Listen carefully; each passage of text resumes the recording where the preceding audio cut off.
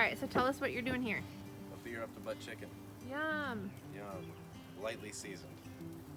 With what? Paprika and pepper. Hello and welcome back to Granted Gardens. Tyler is up on the deck cooking a chicken that we actually got to bring home from the Stivers last weekend from butchering weekend, and we've been gone obviously for a few days here, so there's some stuff that we need to do to tend to the garden, so I figured I'd bring you guys along. We've got some plants that are starting to get eaten by bugs, so we need to address that sooner rather than later. They found their way to our plants while we were gone, and some of our plants are getting eaten, but that's okay. We're gonna address that. And then we're also going to talk a little bit about fertilizing your garden. We have a worm composting bin, which I'll link the video here of how we got that set up. And so today we're going to address the worm composting bin. We're gonna use some of that worm compost in the garden beds. So as a visual, this is some of our kohlrabi. We actually did pick one today. That was a volunteer that we're going to be eating with dinner. But you can see that some of the worms have gotten to them. I have been out here the last couple days trying to pick off stuff. So I'm gonna see if I can find you guys an example. Here's two. So this is what these worms look like. And they will just go through your plants until they're massive. So this is this guy with his little web.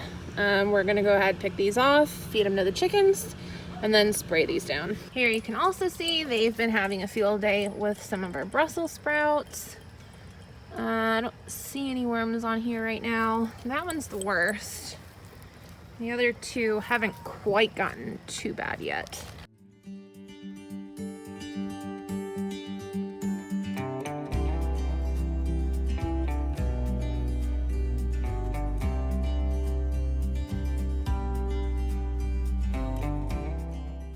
All of our brassicas usually get cabbage loopers really bad, so I know what was on the kohlrabi was definitely cabbage loopers, so we're gonna go ahead and treat them with Monterey BT spray. It says on the thing for organic gardening, it is an organic compound. This will literally stop a lot of caterpillar type bugs in their tracks. So we've been using this, that's why you can see we've got a whole gallon. We're only spraying like 5 or 7 plants, so we're gonna go ahead and just make a half a gallon, which is about the smallest we can do in this container. All right, so we've got our sprayer full of our mix. It's a half gallon. These are just one of those regular old pump sprayers, so you pump it up. It's got a pressure relief on the side. You can usually tell when you pump it up if you haven't sealed it because you'll hear it hissing out. You can get these at your local hardware store. This one is actually from Sherwin-Williams. So we'll give it a couple pumps. We'll make sure we're pointed down. Maybe a few more pumps. And you want to spray the whole plant. You want to spray the top, you want to spray down at the stem, and if you can, you want to get the undersides. You also don't want to spray this in the early days or late afternoon when the sun is beating down, because you do have to spray the foliage and you don't want to sunburn any. So we've arrived at our cabbages. We're going to spray these down, get the leaves nice and good. You can see they've already been eaten up pretty good. And then here's what's really important about the cabbages, especially once they start growing. These heads in the middle where everything comes out, you pretty much want to make sure you soak all the neck pieces, all the joints where everything kind of connects in the middle, because that is A, where they lay all their eggs predominantly, and B, that's where they go to hide at night. But they love to hide in the middle, and in the morning they love to hide underneath. But during the day you'll almost always find these guys, which this guy is absolutely a cabbage looper. They love to actually just sit on the top. All right, so I think it was last year, one thing that I really wanted to get to add to the homestead was worms. We wanted to try worm composting. It's actually ridiculously easy. So if you're considering it, just do it. It's super simple. We made this worm composter from 5-gallon buckets that we had around the homestead. And like I said, they're probably about a year old. They're maybe a little bit older than a year old at this point. So I'll link the video that I mentioned earlier, and you can find where we got them in that video. We have the name of the brand, where we got them from, all that information. We at Granted Gardens actually do two types of teas. We do comfrey tea and we do this vermicompost tea, which does not replenish itself as quickly as the comfrey tea does. So we use quite a bit of the comfrey tea because we have like 9-10 plants that grow super fast.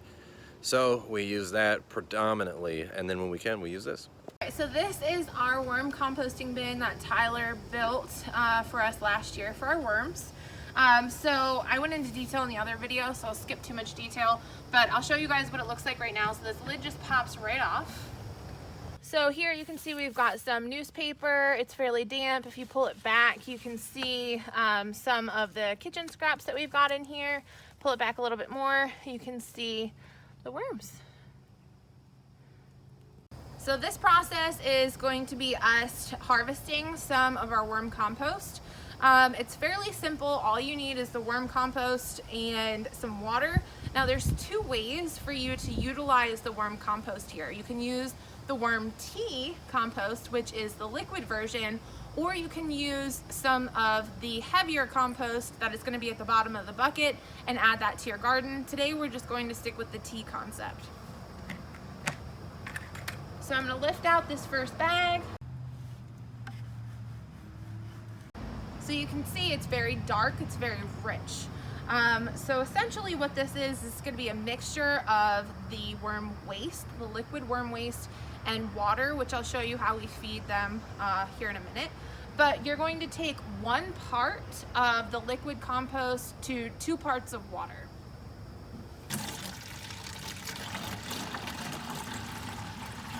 And then you're going to add water. So you want to add 2 parts to every 1 part of liquid compost. So even after we've added the water, you can see it's still fairly dark and rich. That's what you're going for. Have you seen the beans? These are rattlesnake pole beans. Look how cool they look. This is my first time growing beans. So what we're gonna do is we're just gonna pour it around the base of each plant and then kind of in a row next to these beans. So I'll just do the front row so you can actually see. You can see it's coming out very brown, which is not a bad thing in this case. And we're just gonna give each plant a drink.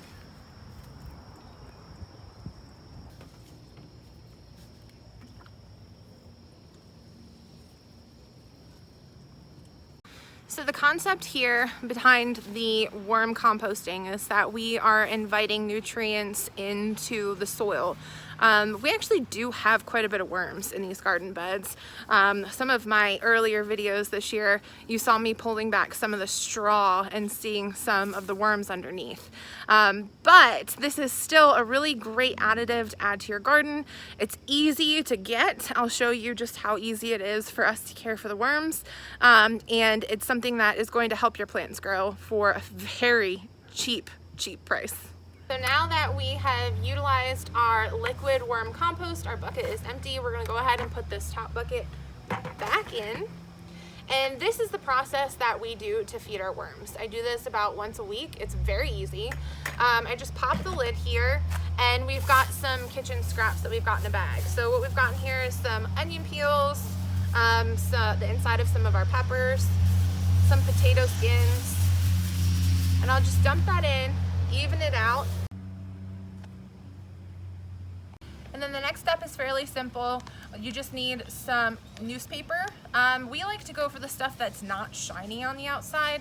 That shininess actually has chemicals in it, so we try to avoid chemicals at all costs. Obviously there are dyes in here, but it's not going to disturb the worms.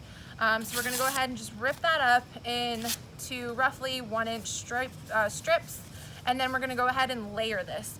You wanna layer this well over top of your kitchen scraps, and the idea here is that we're blocking out the light. The worms do not like to be exposed to light. If they see light, they're going to dig further down. So you want to make sure it's nice and dark in there so that they feel comfortable enough coming up to the surface to eat your kitchen scraps. So we're just going to do, I think they called for like 1 inch of newspaper. I typically don't do 1 inch. I just make sure that it is well covered and so that the light's not showing through. The last step is simple. You just add water. I usually do this with a small watering can inside the house, but we're outside today and the hose is accessible. So we've got it on the mist option. You're not dousing this, okay? You're just going to make it moist. You just want to make it to where the newspaper is moist. So we're just going to gently spray.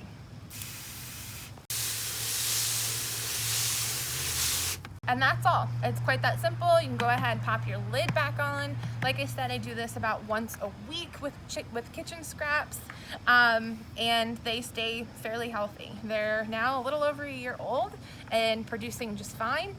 Based off of the research that I've done, the more that you feed them, the more that they will multiply. At this point, it would probably be worth us kind of opening up this and seeing exactly how many worms we have. We may have enough at this point to split this and do 2 composts, but that will save for another video for another day.